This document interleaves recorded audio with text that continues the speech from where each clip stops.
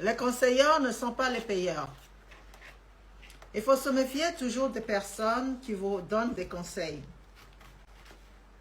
Je ne sais pas pourquoi j'ai eu ce sujet qui m'est venu en tête, alors je me suis dit, bon, je vais en profiter pour partager mon point de vue avec vous.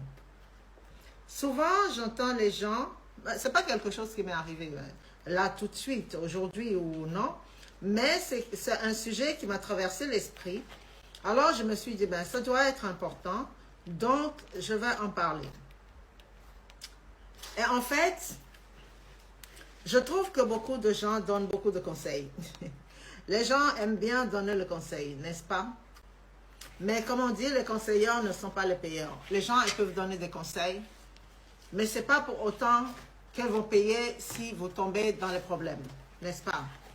Parce que déjà, ce que moi je me dis toujours, lorsque quelqu'un vous donne des conseils, il faut regarder la personne. Il faut regarder la vie de la personne. Il faut regarder le comportement de la personne.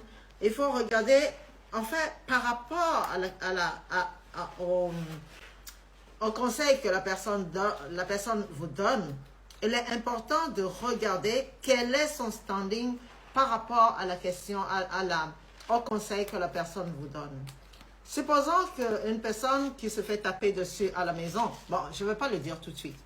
Supposons maintenant que vous avez une personne qui vous dit que vous avez un problème de couple et la personne vous dit « Oh, mais pourquoi tu ne divorces pas? Tu seras beaucoup mieux si tu divorces. » Et quelque temps plus tard, tu entends que la personne, en fait, elle se fait taper dessus par son mari. Et là, tu as envie de lui demander « Mais tu te fous de ma gueule? » Mais le problème, c'est que la plupart du temps,